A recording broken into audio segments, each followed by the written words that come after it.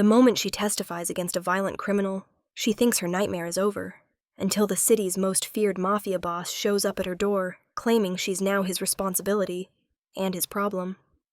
Before we dive into this story, make sure to subscribe. Emily Carter had never meant to be a witness, much less the witness who could topple an entire gang operation. She was a paralegal, not a hero. The kind of woman who alphabetized her spice cabinet and apologized when strangers bumped into her.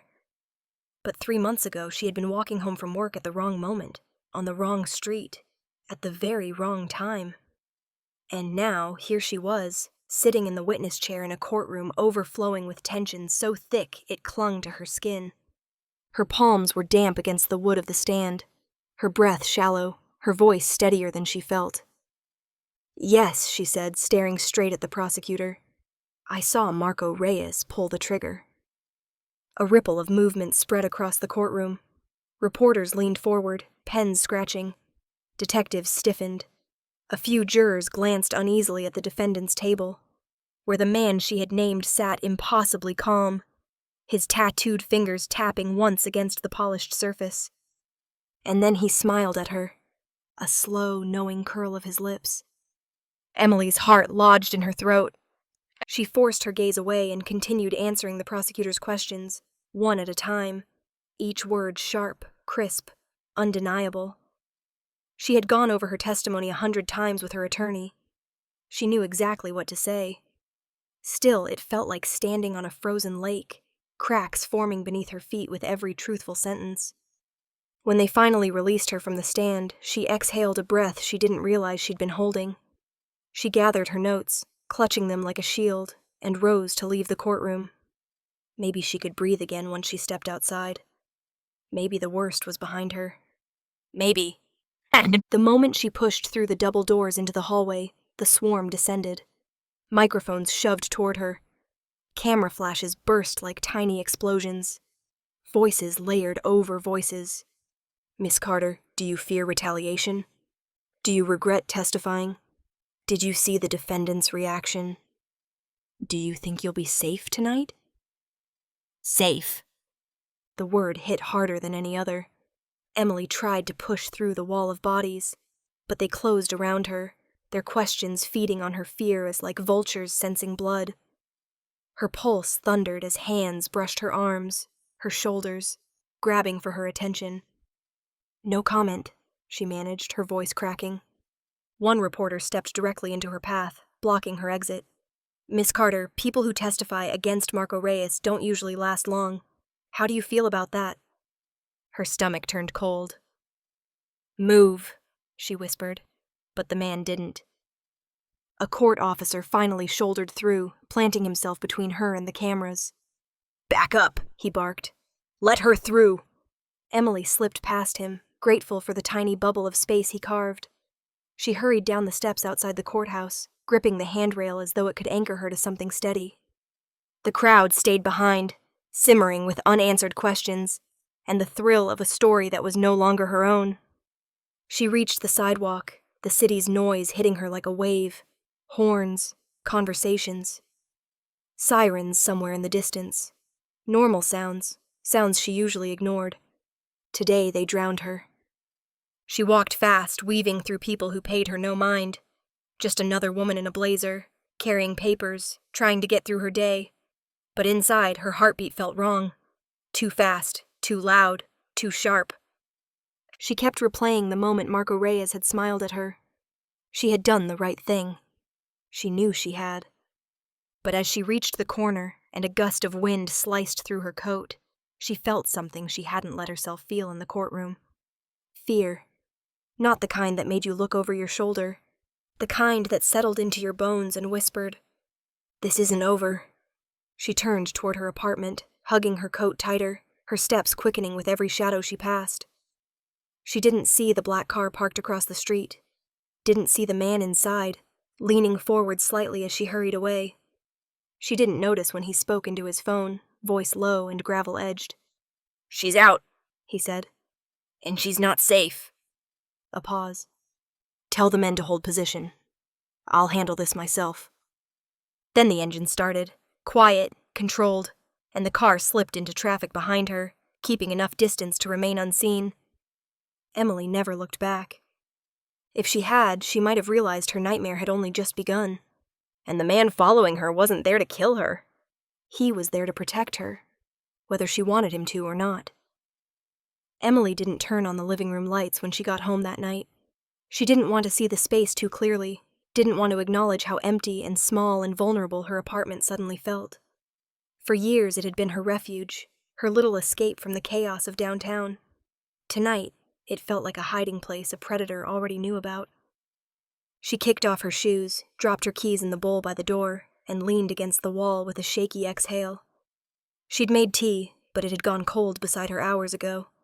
She'd turned on the TV, but couldn't remember what show was playing. Her mind kept drifting back to the courthouse, to those flashing cameras, to that smile. Marco Reyes's smile. The kind that said he didn't even consider her a threat. The kind that promised she'd regret trying. Emily rubbed her arms, trying to shake off the chill. "It's done," she whispered to herself for the 5th or 50th time. "It's over." But the words felt empty. Somewhere outside, a car engine revved. A bottle clattered on the sidewalk. A door slammed in the building next door. Normal city noises, she told herself. Normal. No different from any other night. She was halfway to convincing herself when the world shattered. Literally. A brick exploded through her front window, spraying glass in every direction. Emily screamed and dropped to the floor instinctively, heart pounding so violently she could hear blood rushing in her ears. Shards rained across the hardwood, skittering like teeth. For a second, she stayed frozen, breathing in quick, panicked gulps. Then she saw it. A piece of paper tied to the brick. Her stomach turned to ice. She crawled forward, careful not to cut her hands, and reached for the note with trembling fingers. The handwriting was sloppy, aggressive, written as if the pen itself had been stabbed into the page. "You should have kept your mouth shut." Her vision blurred. The words seemed to pulse on the paper. "No," she whispered. "No, no, no." Her hands shook so violently she could barely dial 911. When the dispatcher answered, Emily's voice came out thin and breathless. "Someone just threw something through my window. A brick. There's a note." The dispatcher asked the standard questions. Was anyone hurt? Was the suspect still nearby? Could she safely exit the home? Emily answered mechanically, her eyes locked on the broken glass glittering in the moonlight. Within minutes, 2 officers arrived. They stepped over the mess, examined the brick, exchanged a glance Emily didn't miss. "Well," the first officer said, scratching the back of his neck, "looks like somebody's unhappy you testified." "Unhappy?" Emily echoed, her voice cracking. "They smashed my window and threatened me." The second officer shrugged. "People talk big when they're scared one of their own is going down. It's probably just to rattle you. Just to rattle her. Her safety. Her life. The panic still shaking her body. Just scare tactics to them." "You're taking this lightly," she said, anger mixing with the fear. "He's part of a gang. He's dangerous."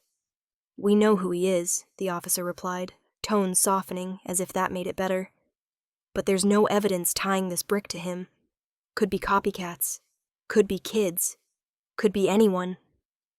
"What am I supposed to do?" Emily whispered. "Just tape up the window and hope the next one doesn't hit me in the head?" "You could stay somewhere else tonight," he offered half-heartedly. "Friend, relative, hotel." She stiffened. She had no close family in the city. No one she trusted enough to call past midnight. And a hotel? She doubted 4 walls and a flimsy lock would make her feel safer. "We'll file a report," the officer added. "But unless you saw who did it, our hands are tied." Her heart sank. They didn't understand. Or they didn't care. Or both. When they finally left, Emily locked the door, pushed a chair under the handle like she'd seen in thriller movies, and sat on the floor surrounded by shattered glass. Her mind raced. Every shadow outside her window felt alive. Every creak in the hallway felt like footsteps coming for her. She wrapped her arms around herself, willing the panic to settle. But just as she closed her eyes, a prickle ran down her spine. A sensation like being watched, observed, measured. Then, the faintest glint of headlights outside. A black car, parked across the street. Engine off. Windows tinted. Her breath caught. She couldn't see the driver. But someone was inside, and they hadn't moved once since she noticed them. She swallowed hard, unable to tear her gaze away. It wasn't the gang. It didn't feel like a threat. But it didn't feel like safety either. It felt like someone waiting, watching, deciding. Emily backed away from the window, pulse racing. The police had dismissed her, but whoever sat in that car outside, they hadn't. Emily didn't sleep.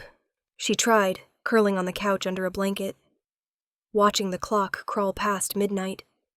But every time she closed her eyes, she heard the window shatter again. Every creak in the hallway made her sit up. Every gust of wind against the building sent her pulse racing, and the black car was still there.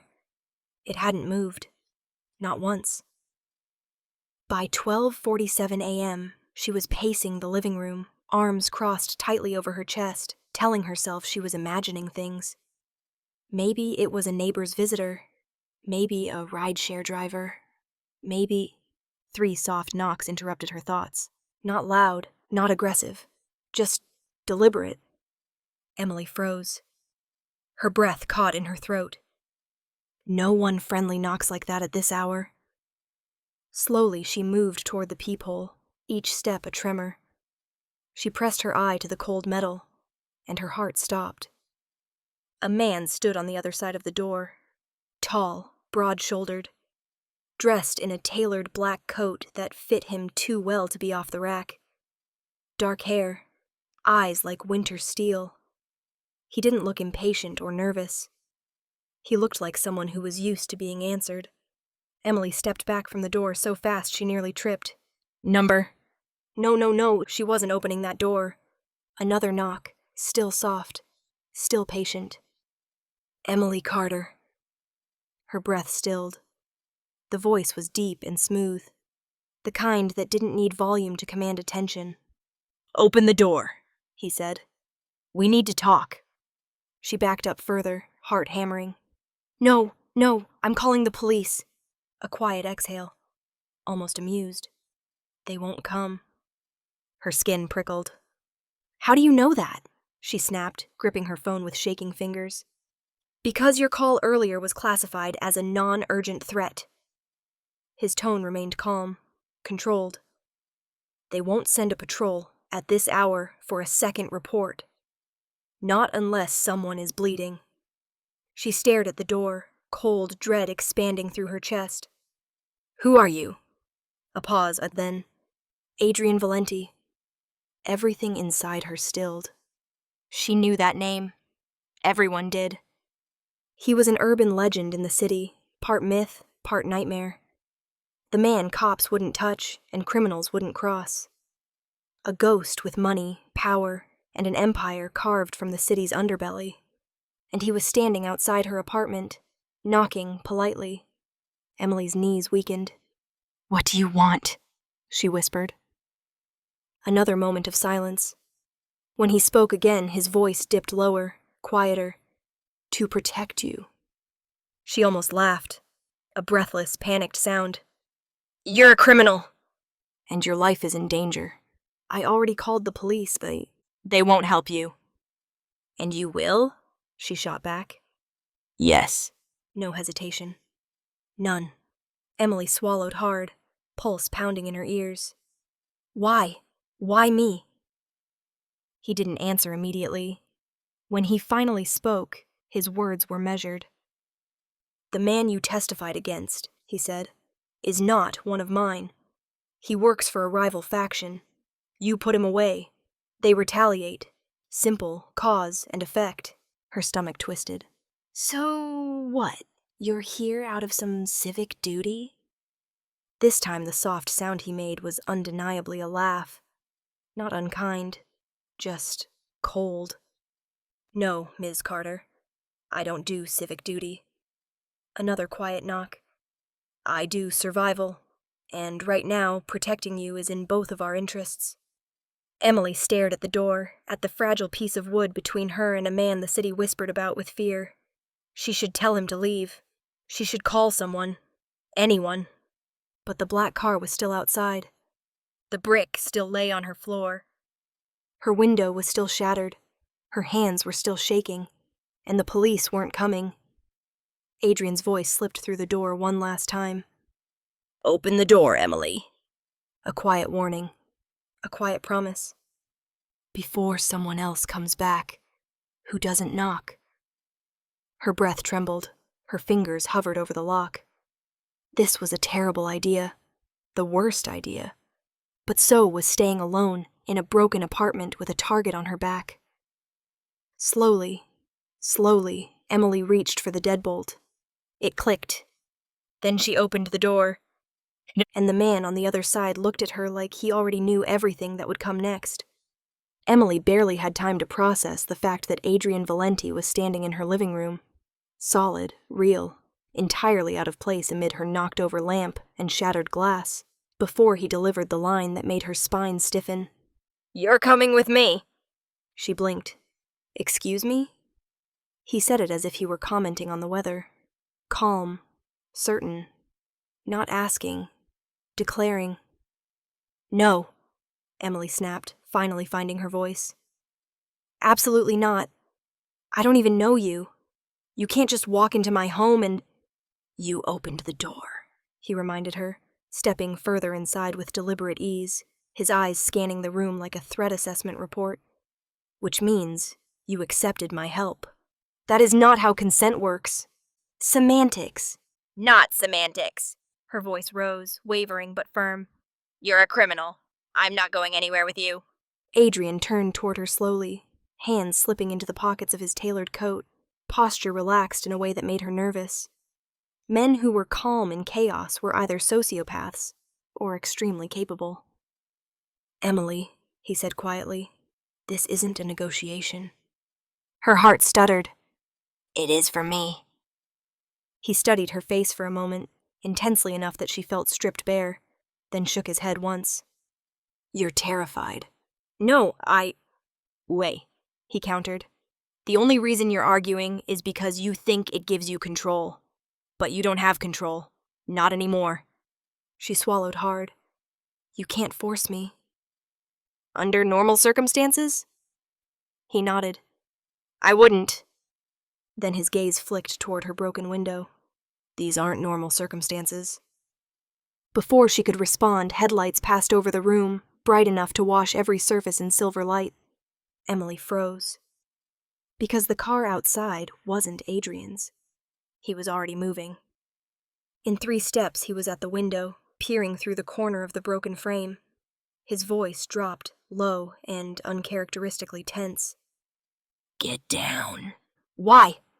His hand shot out, gripping her shoulder, not hard, but firmly enough to steer her behind the couch as he crouched beside her. The engine outside cut off. A door shut, then another. Her blood ran cold. "Are they—" "Yes." "How do you know?" "Wrong engine, wrong car, wrong headlights, wrong timing." His voice was controlled, but she heard something new beneath it. Urgency. "Stay down." Footsteps crunched over broken glass outside her building. A shadow crossed her window. Then another. Emily pressed a trembling hand over her mouth. She had thought the brick was the worst of it. She had been wrong. Adrian leaned closer, his breath warm against her ear. "We leave. Now." "I'm not going anywhere." A soft metallic click echoed outside. A gun slide chambering around. Emily went cold. Adrian didn't curse, didn't panic, didn't even breathe differently. He simply acted. In one swift motion he stood, scooped her up with an arm under her thighs and another behind her back, lifting her like she weighed nothing, and strode toward the door. "Put me down!" she hissed, trying to push off his chest, but he only tightened his hold. "No, you can't just—" "Yes, Adrian." He opened the door with his shoulder, checked the hallway with a quick, economical sweep, then moved at a fast, silent pace toward the stairwell. Stop carrying me! If I put you down, you'll run back inside, he said simply, as if stating a fact of nature. And I don't feel like dragging your unconscious body out after you get shot. That is not... You can't... You... She sputtered, breathless, clinging to the fabric of his coat as he descended the stairs with brutal efficiency. He pushed through the back exit and into the parking lot. His car, sleek, black, and monstrous, idled near the alley. Adrian opened the passenger door, set her inside and clicked the seatbelt into place before she could protest. The door shut with a heavy, final thud. Emily glared up at him as he rounded the hood. This is kidnapping! No, he corrected when he slid behind the wheel. This is protection you don't have the luxury to decline. You can't make decisions for... A gunshot cracked through the night. Emily yelped, instinctively ducking. Adrian didn't flinch. He simply shifted the car into gear. Buckle up, he murmured, eyes flicking to hers for the briefest second. Dark, certain, unyielding. Because as of right now, Emily Carter. The tires screeched as he sped away from the curb. Protecting you is no longer optional. The safe house was nothing like Emily expected. With a man like Adrian Valenti, rumored to own underground casinos, secret compounds, and a private island, she pictured steel walls, armed guards, and panic rooms layered under more panic rooms. Instead, he brought her to a quiet townhouse on a tree-lined street, so normal she almost doubted the danger she'd just run from. Almost. The moment he unlocked the door, the scent of cedar and clean linen drifted out. Warm lighting flickered on.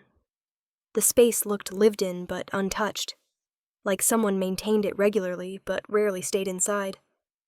Adrian stepped over the threshold first, scanning every corner with that terrifying, predatory awareness she'd already learned to recognize. Only when he was satisfied did he tilt his head toward her. Inside. Emily hesitated. Not because she planned to run. She couldn't even breathe without feeling the ghost of the gunshot that had echoed behind them, but because stepping inside felt like crossing a line she wouldn't be able to uncross. His eyes softened, just barely. "You're safe here," he said quietly. She wasn't sure whether that was a promise or a warning, but she stepped in. He closed the door and locked it, twice, then activated a keypad she hadn't noticed, the soft chirp echoing through the foyer. "What is that?" she asked. "A security grid. For intruders?" "For everyone." Great. Reassurance level 0. Emily took in the space as he shrugged out of his coat. It was neat, minimal. No personal photos, no clutter, no warmth. "It's one of several safe houses," he said, noticing her assessing glance. "I keep it stocked, but unused. No patterns, no routine, no exposure. It looks like no one lives here. No one does." He moved into the kitchen, his every motion controlled, shoulders straight, steps silent, presence sharp enough to cut glass. He opened a cabinet and pulled out a glass bottle of water, placing it gently on the counter in front of her. A small gesture, but the gentleness of it startled her more than the gunfire had. "You should drink," he murmured. "Shock dehydrates." She bristled. "I'm not in shock." His gaze swept over her trembling fingers, her uneven breath, the way she couldn't stop staring at the locked door as if expecting it to splinter. "You are," he said. Not unkindly, just truthfully. Emily pressed her lips together and looked away, refusing to let him see how much that scared her. She didn't want this man reading her. She didn't want him knowing her. He was the exact kind of danger she'd spent her whole life avoiding. Sharp, intense, impossible to predict. And yet, she couldn't ignore what she'd seen. How he'd moved when danger approached. How he'd lifted her like she weighed nothing. How he'd shielded her without hesitation. How he kept his voice soft when speaking to her, and only to her. She hated the heat that crept up her neck. Hated that part of her felt safer with him than she ever had with the police. Hated that her pulse quickened whenever he stood too close. Adrian watched her quietly, leaning a hip against the counter, arms crossed, the posture of a man assessing a situation, calculating every detail. "You're angry," he said. I wonder why, she snapped. Maybe because you, I don't know, abducted me? If I hadn't, you'd be dead. You don't know that. His eyes sharpened. I do. Silence stretched between them, thick, tense, electric. Emily swallowed, forcing her voice not to tremble. I never agreed to come here. No, he admitted, his tone maddeningly calm. But agreeing was never the requirement. Her jaw clenched. You can't just decide what happens to me. I didn't decide, he said, taking a step closer. They did, the moment they marked you. Her pulse spiked. They would have taken you from your home tonight. If I hadn't been there first, you'd already be in a car you didn't choose, heading somewhere you wouldn't return from. She froze. Every cell in her body went cold. He lowered his voice, softer than she'd ever heard it. I know you're scared, and furious, and overwhelmed. You have every right to be, but I need you to hear me, Emily. Another step, close enough that she felt his warmth. You're safe because of me, not in spite of me. That shouldn't have comforted her. It did, and that terrified her more than the men in the street. Emily took a shaky breath. How long do I stay here? His answer was immediate. Until I say it's safe. And if I want to leave? You won't. And if I do? She insisted. He studied her for a long moment, eyes unreadable. Then I'll stop you. His voice wasn't threatening. It was something far more dangerous. A promise. Emily didn't sleep in the safe house, not because it was uncomfortable, but because it was too quiet, too still, too full of shadows she didn't trust. Adrian had shown her the guest room, told her to lock the door if she wanted, then left without another word. But his presence lingered like heat in the walls, like a gravity she couldn't ignore. She lay awake, staring at the ceiling until the silence became unbearable. Sometime around 4 a.m., she slipped out of bed. The hallway was dim, lit by a single soft light near the stairs. She told herself she wasn't snooping. She was just looking for water, maybe something to distract her restless mind.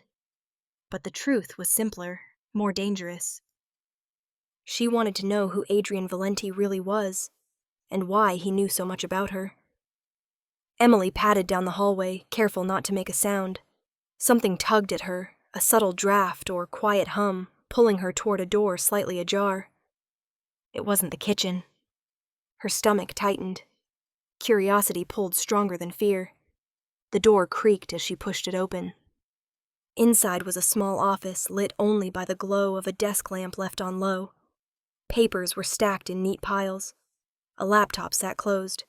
A gun lay beside it, polished, intentional, like someone expected to reach for it at any moment. And on the desk, half hidden under a stack of folders, she saw it. Her name. Her breath hitched. Emily Carter. Her hand shook as she reached for the file. She shouldn't. She knew she shouldn't, but she opened it anyway, and her entire world spun sideways. Inside was everything, every apartment she'd ever rented, every job application, her university transcripts, her medical records, a photo of her at 16 standing outside her mother's old house, a newspaper clipping about her father's death, a receipt for a necklace she'd bought last winter, a surveillance photo, blurry but unmistakable, of her leaving the courthouse 2 weeks before the trial. Her lungs forgot how to work. This wasn't surface-level information. This was deep, personal, violating. Some of it she wasn't even sure the government kept track of. Her vision flickered as panic surged up her throat. He had known her long before today, long before the trial, long before she ever heard his name. Why? A floorboard creaked behind her.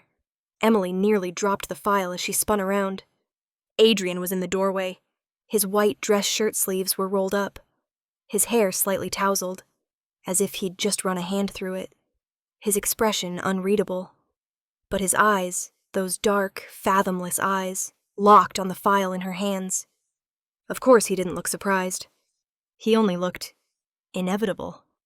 Her voice was barely a whisper. Is this why you came for me? No, he said calmly.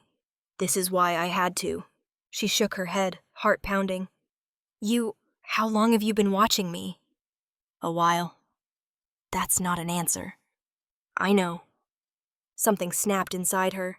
She shoved the file at him, her voice cracking. You had no right! Adrian didn't flinch as the folder hit his chest. He let it fall to the desk, watching her as if waiting for her to finish the rest of what she needed to say. How much do you know about my life? Her voice rose, trembling. How much have you taken without my permission? His jaw flexed. Everything I needed. For what? She demanded. To protect me? Or to control me? Both. The honesty hit her harder than a lie would have. Her hand pressed to her forehead, breathing uneven. I don't understand. I don't understand any of this. I didn't do anything. I saw a murder and I told the truth. That's it. That's all I did. No, Adrian said quietly. It's not. She looked up, terrified of the answer. Your testimony didn't just put away a lieutenant, he said. It triggered a war. Emily's heart stalled. A war? A faction war that's been simmering for years, Adrian continued, stepping closer, not threatening, not comforting, but inevitable. The man you testified against wasn't just a soldier.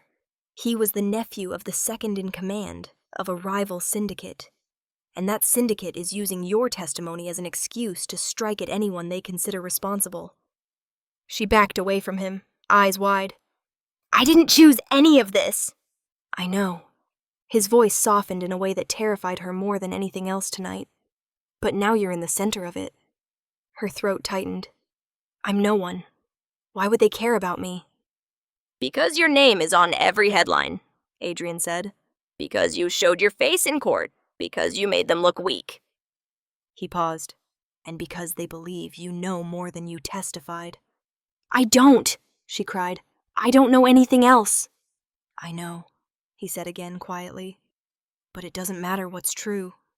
It matters what they think.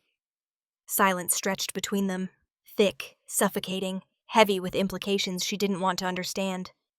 Then his voice dropped to something low and controlled. And that, he said, is why I've been watching you. She stared at him, breath trembling.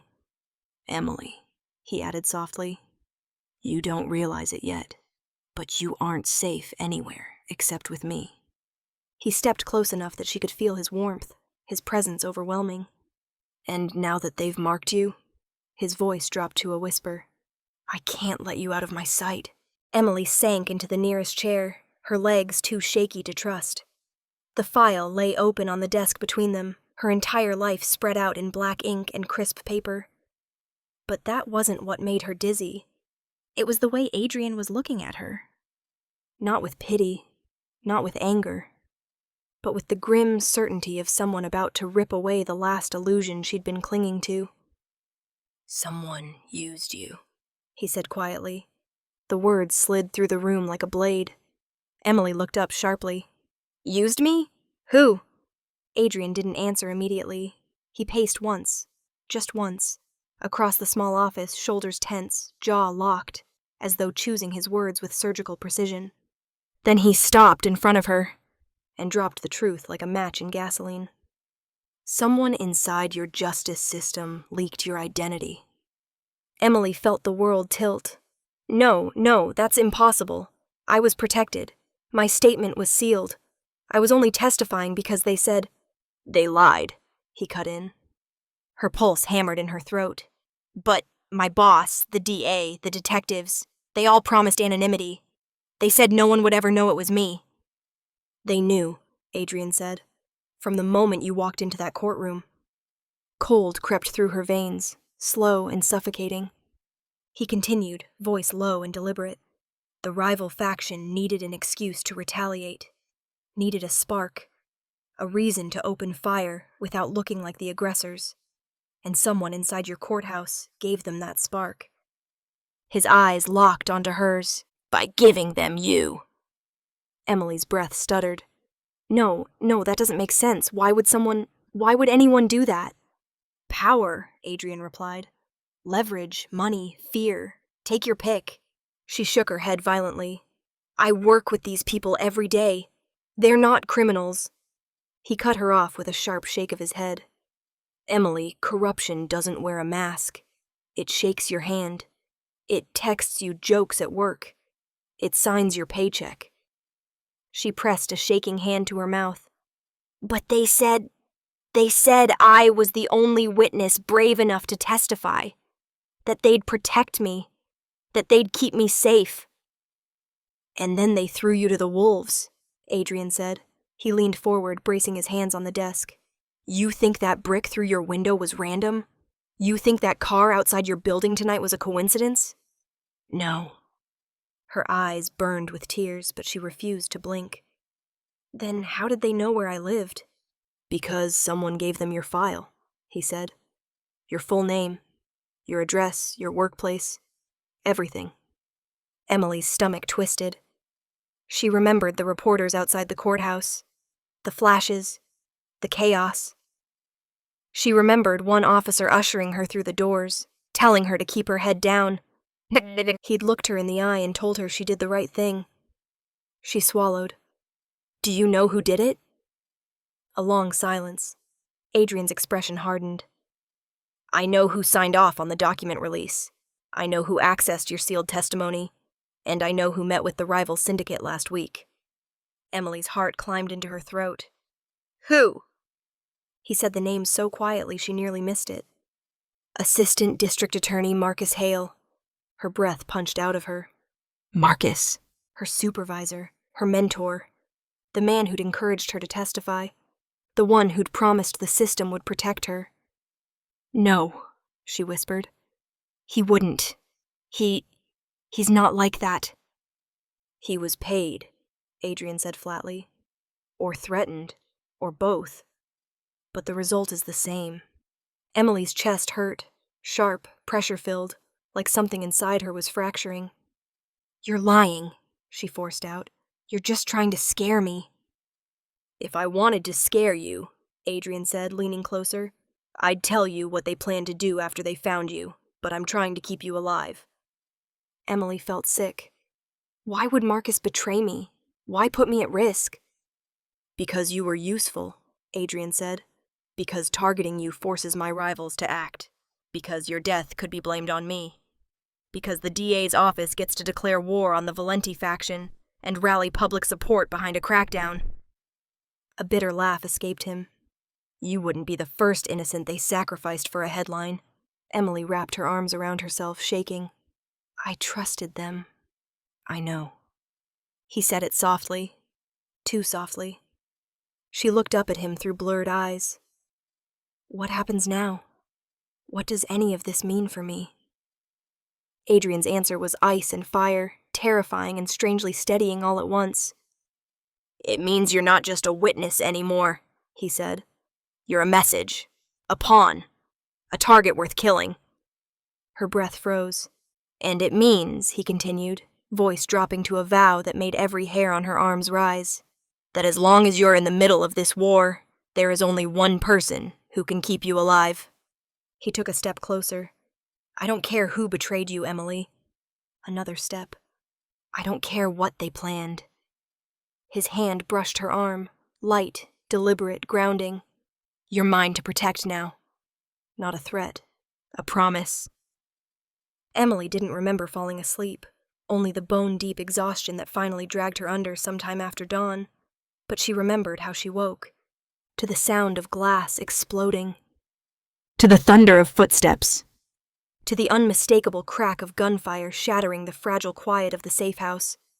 Her heart slammed against her ribs as she jerked upright in the bed, breath catching in her throat. For a split second, she didn't understand what she was hearing, until she heard Adrian's voice boom down the hallway, low and lethal. Move! Not a shout. A command. Emily stumbled out of the bed just as the bedroom door burst open, and one of Adrian's men, broad, masked, armed, grabbed her by the elbow. We're under attack, he snapped. Stay behind me. Her blood iced. They found us? Before he could answer, another gunshot tore through the front of the house. So loud she flinched and nearly dropped to her knees. But the man didn't give her the chance. He pulled her into the hallway, straight into chaos. Adrian stood in the center of it. No fear, no hesitation. Just controlled fury. His pistol was raised, stance steady. Eyes sharp as he barked instructions to the 3 men flanking him. East windows breached. 2 shooters outside, 1 inside. Luis, cover the stairwell. Marco, secure the exit route. Eric, she's priority. He didn't look panicked. He looked ready. His gaze snapped to Emily the second she appeared, and something fierce flickered across his face. Relief, possession, something she couldn't name. Emily, come here. She didn't move. Not because she didn't want to, but because her legs were shaking so violently she wasn't sure they would hold her. Adrian crossed the distance in 3 strides, grabbed her by the wrist, and pulled her to his side, tucking her behind him like she was something he refused to let anyone touch. "We need to leave," he said, voice low and steady despite the bullets tearing into the walls. "Now!" A spray of plaster burst from the wall inches from her head. Emily yelped and ducked into Adrian's back, her fingers clutching his shirt without thinking. He angled his body immediately, shielding her with his full height and frame, as another round ricocheted down the hallway. "On my count," Adrian told his men, eyes never leaving the front of the house. 3, 2... A grenade clinked across the floor. "Fuck!" one of his men muttered. Adrian didn't miss a beat. He grabbed Emily, threw her against the nearest wall, and covered her with his entire body as the grenade exploded in the living room. Heat and debris rattling through the space, smoke billowing into the hallway. Her ears rang. Her chest heaved. Dust coated her hair and skin. And Adrian didn't move from over her. His breath was hot at her ear as he murmured, "Are you hurt?" She couldn't speak, could only shake her head. His hand cupped the back of her skull, steady and warm. "Stay with me." Then he pulled her up, gripping her hand. "Move." They sprinted down the hallway, Emily stumbling to keep up as his men laid down suppressive fire. The back door blew open. Marco must have kicked it in, and cold air flooded the corridor. But the attackers were already there. 3 figures emerged from behind the outdoor shed, guns raised. Emily let out a strangled sound, but Adrian stepped in front of her with inhuman speed, firing twice in smooth, controlled shots. 2 attackers dropped. The 3rd fled. "Get her in the car!" Adrian ordered. Emily barely had time to protest before Marco grabbed her arm and pulled her across the backyard toward a sleek, armored SUV parked behind a row of hedges. Bullets chased them, tearing through branches and splintering the fence. She didn't look back, but she heard Adrian, heard the roar of retaliation in his voice, heard the precision in every shot he fired. She didn't have to see it to know what he was doing. He was killing for her, or killing because of her, or killing to keep her alive. She couldn't tell the difference anymore. Marco shoved her into the back seat. "Down!" She dropped to the floor just as a bullet punched into the doorframe. The next second, Adrian slid into the seat beside her, grabbed her face in both hands, and searched her eyes. "Tell me you're not hit." I'm fine," she breathed, shaking uncontrollably. "Adrian, He exhaled, forehead dropping briefly against hers. Not an embrace, not affection. Just raw relief breaking through his armor for half a second. "Good," he murmured. "Then stay down." The SUV sped forward, tires screaming as they shot down the alleyway and into the street. Adrian held her against him, one arm locked firmly around her shoulders, the other gripping his gun as he watched the mirrors. Emily felt every heartbeat in his chest, every rise and fall of his breath, every inch of his tension. She should have been terrified of him. But the truth crashed over her like a wave she couldn't outrun. She would already be dead if not for him. His presence wasn't the danger she'd feared. It was the reason she was still breathing. When the SUV finally peeled onto a main road, leaving the attackers behind, Emily realized something with a mix of dread and clarity. There was no going back to her old life. No courtroom. No apartment. No safety outside of him. And Adrian seemed to know it. His grip on her tightened, not painfully, just protectively, inevitably, as he murmured, "They won't stop, Emily. Not after tonight." He looked down at her, dark eyes, soot on his jaw, someone else's blood near his collar. And yet his voice softened for her, and only her. "You stay alive, because you stay with me." The SUV tore through the night like a bullet, the engine humming beneath Emily as she clung to the seatbelt Adrian had yanked across her chest. The world outside was a blur, streetlights stretching into streaks of gold, shadows melting into each other. Inside the car, though, everything felt painfully sharp. Every breath, every thought, every heartbeat thundering in her ears, especially his. Adrian sat right beside her, one arm braced against the window, the other still hovering near her, as if ready to pull her into him again at the slightest threat. His shirt was streaked with dust and blood, none of it his, she hoped, but he didn't seem to notice. Emily couldn't stop staring, Or stop shaking. not from the gunfire, not from the explosion, not from the fact that she had almost died twice in the last 20 minutes, but because Adrian Valenti had looked terrified, not for himself, for her. The realization hit her again, harder this time. She grabbed the edge of the seat to steady her voice. "Why?" she whispered. His gaze didn't move from the rearview mirror. "Not now." "No," she said, louder, her voice cracking with both anger and desperation. "Now! You owe me that! You dragged me out of my home, you hauled me across a battlefield, and you've been acting like my life matters more than it should. So tell me, Adrian." She swallowed, the words lodging painfully in her throat. "Why do you care so much if I live or die?" Silence filled the SUV, tense, suffocating, electric. Marco, driving, didn't say a word. Eric in the passenger seat didn't even turn around. They had heard this before, or they had been waiting to. Adrian finally exhaled, the sound low and steady. "Pull over," he ordered. Marco obeyed immediately, steering the SUV into a dark, empty industrial lot. The engine idled. The world went quiet. Adrian turned toward her. Really turned this time. His eyes were darker than she'd ever seen them, storm clouds rimmed with heat. "This isn't simple," he said. "Then make it simple." He ran a hand through his hair, jaw clenching, as though fighting the admission. "You know the man you testified against." "Bruno Sorelli," she whispered. The name tasted like fear. Adrian nodded. "Sorelli didn't just run drugs or guns. He ran hits, assassinations, the kind no one put on paper." Emily felt her stomach twist. 5 years ago," Adrian continued, voice dropping lower, "he ordered the execution of my younger brother, Nico." Emily's breath froze. He didn't blink, didn't soften the blow. "My brother survived. Barely. He spent a year learning to walk again.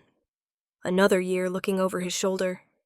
And I spent every minute since then dismantling the syndicate that tried to erase him." Emily's heart thudded painfully. "Why didn't the police?" Adrian cut her off with a flick of his hand. "The police couldn't touch Sorelli. Witnesses disappeared. Evidence vanished. Cases collapsed. Every time I got close, someone protected him." Emily's mind spun. "So when I testified—" "You did what no one else could," Adrian said, voice turning rough. "You put Sorelli exactly where I needed him. Isolated. Exposed. Vulnerable." He leaned closer, his jaw tightening. "And the second I realized you were the one who did it, I knew they'd come after you. Because taking you out would punish me. Cripple the case. Reignite the war they've been itching for." Emily's pulse pounded. "But that still doesn't explain—" He didn't let her finish. His voice dropped to something raw, something unguarded, something that stripped her breath from her lungs. "You didn't just testify against a criminal, Emily. You stopped the man who almost killed my brother. You stopped the man I've been hunting for 5 years. His eyes pinned her in place. And that makes you the one person in this city I can't afford to lose. The SUV felt too small, too hot, too quiet. Emily stared at him, heart racing. But I'm not part of this. I didn't know any of this. I'm not important. Adrian's fingers brushed her chin, tilting her face up, not forceful, but unyielding. To them, he said softly, you are leverage. His thumb traced the edge of her jaw, a gesture he probably had no right to make, but she didn't pull away. To me. He hesitated, just a breath.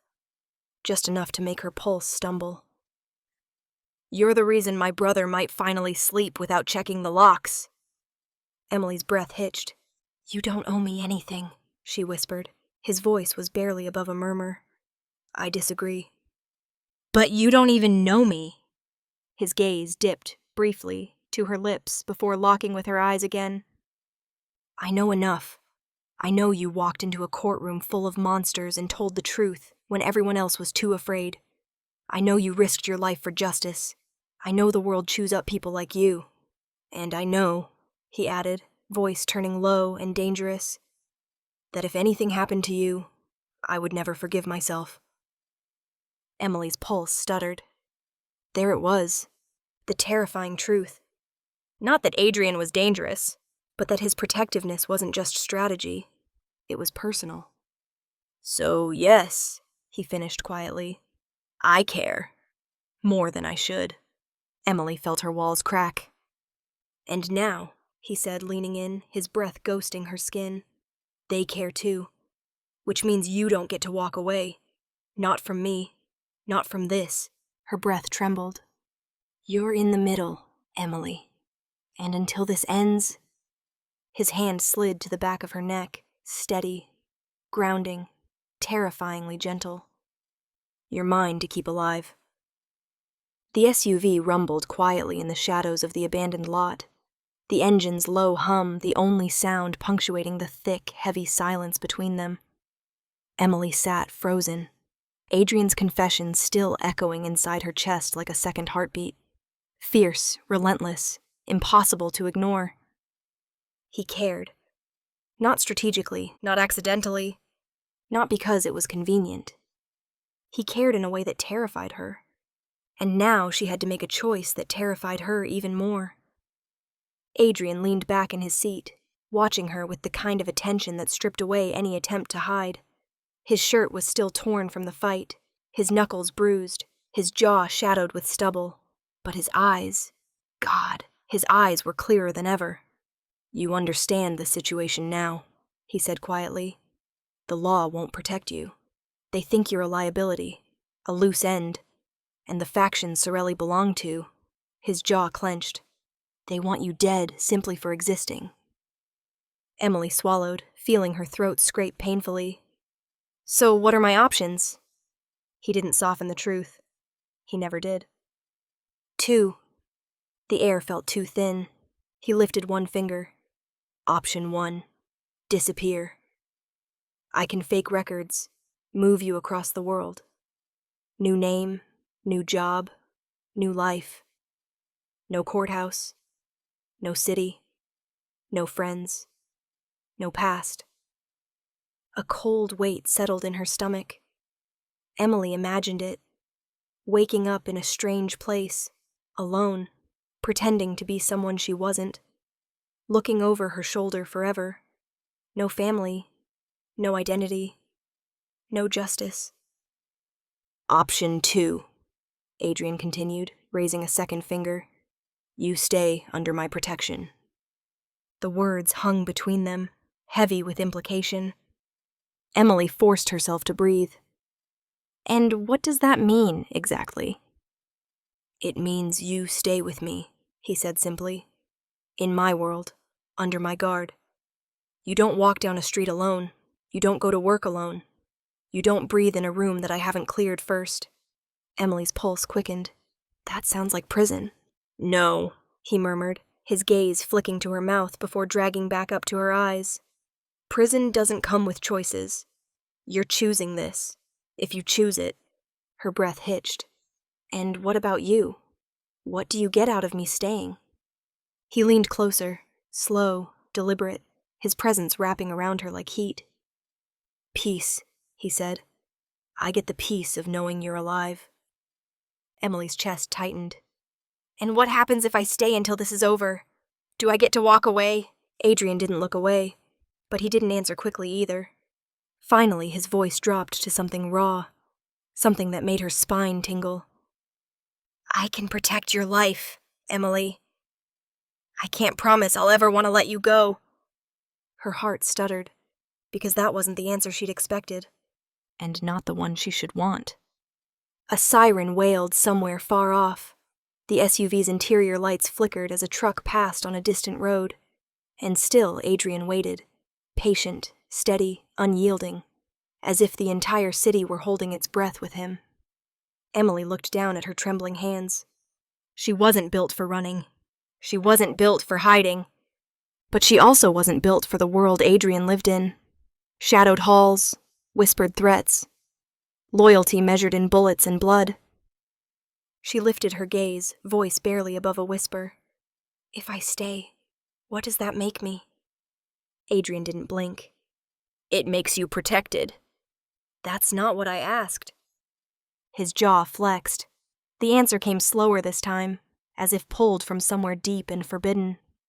It makes you mine. Her breath escaped in a shaky, stunned exhale. Not ownership. Not threat. Not force. But something dangerously close to confession. Emily's heart pounded. Adrian, you can't. This isn't fair, he finished for her. No, it's not. But fairness died the moment you testified, and you need to understand something. He reached out, slowly, giving her every chance to pull away. She didn't. His fingers brushed her cheek, warm and grounding. If you choose to stay with me, you step into a world that doesn't let go easily. Loyalty is earned in blood. Trust is currency. And love. He paused, the word hanging between them like a live wire. Love is the most dangerous risk of all. Emily's pulse hammered. And if I leave? His hand fell away, leaving a ghost of heat behind. Then he leaned back, expression unreadable. If you leave, he said quietly, I'll let you go. I'll make sure you get as far from this city as possible before anyone realizes you're missing. But! His eyes locked onto hers, a storm pulling her in whether she fought it or not. But you'll be running alone, he finished. With no one watching your back. No one stepping between you and a bullet. No one waking up every day, willing to kill or die if it means keeping you safe. Silence. Thick, heavy, earth-shifting. Emily knew the truth, even before she whispered it. Either way, she said slowly, my life will never be normal again.